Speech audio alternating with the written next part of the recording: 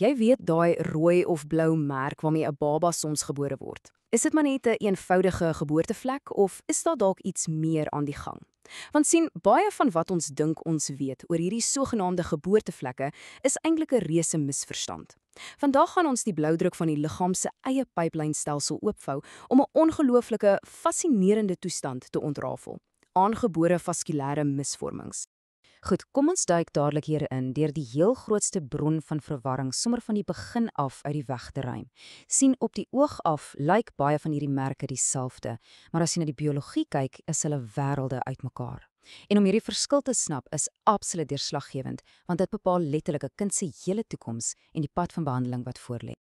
En hier word alles dadelik duidelik. Kyk, aan die linkerkant het ons 'n infantiele hemangioom. Dis 'n soort gewas, 'n groepie selle wat eers na geboorte verskyn, vinnig groei, maar dan in die meeste gevalle van self weer krimp en verdwyn. Dis selfbeperkend, dit los homself op. Maar aan die regterkant, dis 'n heeltemal ander storie. 'n Aangebore vaskulêre misvorming of 'n CVM. Dis nie 'n gewas nie, dis 'n strukturele fout in die bloedvate self wat reeds by geboorte daar is.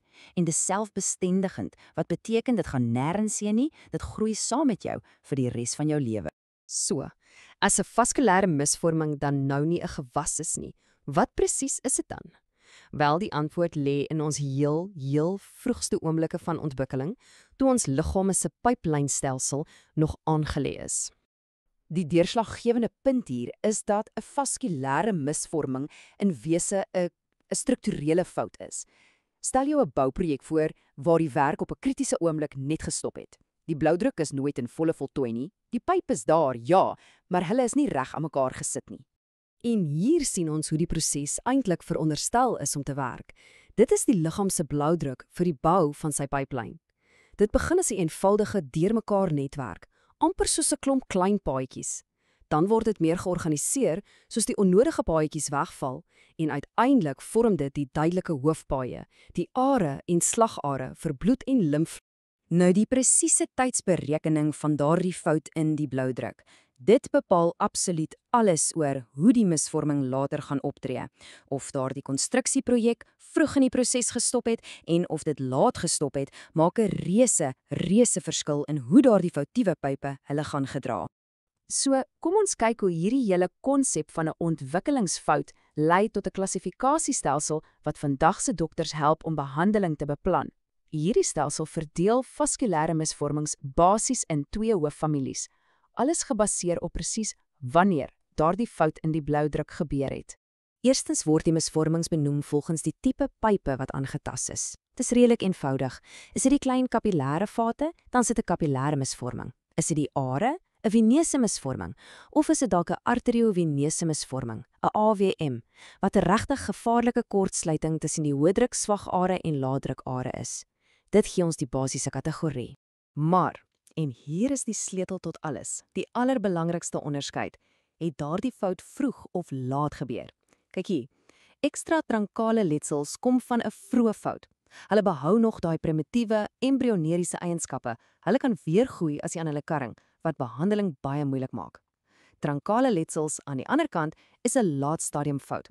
Daai vatte kan nie weer groei nie, maar omdat dit die hoofpype affekteer, veroorsaak hulle dikwels baie groter probleme met die vloei van bloed deur die liggaam.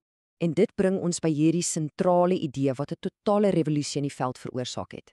Die gedrag van die probleem vandag is direk gekoppel aan daardie oorspronklike fout in die bloudruk. As jy die oorsaak verstaan, kan jy die gedrag voorspel.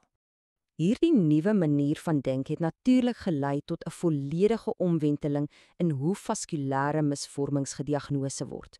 Ons het wegbeweeg van verwarrende, ou name na presiese wetenskap.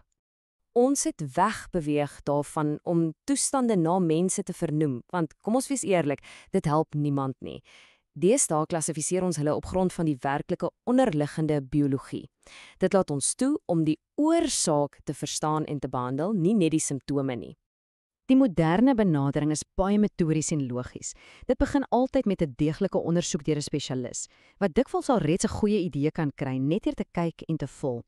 Daarna volg gevorderde beelding om 'n presiese prentjie te kry van wat presies fout is met hy pyplyn. 'n MRI is hier die goue standaard. Dit laat dokters toe om daai misvormde bloedvate in ongelooflike detail te sien. Dis amper soos om die oorspronklike foutiewe bloudruk self in jou hande te hou. Dit bevestig nie net die diagnose nie, dit help jou om die beste en veiligste plan van aksie uit te werk. En omdat hierdie foute in die bloudruk soveel verskillende dele van die liggaam kan beïnvloed, vel, spiere, bene en die bloedvloei self, is een dokter selde genoeg. Dis eintlik onmoontlik. Jy het 'n hele span kundiges nodig wat saamwerk, elkeen met 'n unieke stukkie van die legkaart om hierdie komplekse probleem aan te spreek. So, met 'n duidelike diagnose in die hand en die regte span bymekaar, hoe pak hulle die behandeling aan? Wel, die benadering het dramaties verander oor jare. In die ou dae was die benadering dikwels een groote pas almal, aggressiewe chirurgie om alles te probeer verwyder. Maar vandag is die fokus heeltemal anders. Dit gaan oor 'n hoogs pasgemaakte plan vir elke liewe pasiënt. Die doel is nie altyd totale verwydering nie, veral nie met daai ekstra trinkale netsels wat net kan teruggroei nie. Nee, die doel is om simptome te bestuur en lewenskwaliteit te verbeter. Vandag se gereedskapskis is ongelooflik gesofistikeerd. Vir laafvloeiprobleme soos venose misvormings kan dokters 'n spesiale middel inspuit om daai foutiewe vate van binne af te vernietig. Vir hoëvloeiprobleme, soos daai gevaarlike AVM's, kan hulle die bloedvloei met klein platinumspoele of selfs 'n tipe supergom blokkeer. En chirurgie, dit word nog gereserveer vir baie spesifieke gevalle waar die letsel veilig en volledig verwyder kan word. Dis presisiemedisyne op sy beste. En dan is daar dalk die belangrikste reël van almal. Net omdat dit daar is, beteken dit nie jy moet daaraan karring nie. Behandeling word slegs oorweeg as daar 'n goeie rede is, pyn, probleme met funksie of die risiko van ernstige komplikasies. Baie mense leef vol en gelukkige lewens met vaskulêre misvormings wat absoluut geen ingryping ooit nodig het nie. So, om alles vinnig saam te vat, CVM's is nie gewasse nie, dis strukturele foute. Hulle is daar van geboorte af en gaan nie weg nie. Die sleutel is om te weet of dit 'n vroeë of laat stadium fout is, want dit bepaal alles. Diagnose gebeur met moderne tegnologie soos MRI en behandeling is 'n hoogs gespesialiseerde spanpoging wat vir elke individu uniek aangepas word. En dit los ons met 'n laaste, fascinerende gedagte. Soos ons dieper en dieper in ons eie genetiese kode delf, dink net aan die moontlikhede. Wat as ons in die toekoms, in plaas daarvan om die gevolge van die fout te behandel, die fout in die blouprint self kan gaan regmaak, nog voor dit ooit 'n probleem word? Die antwoord lê waarskynlik iewers diep in die geheime van ons eie DNS.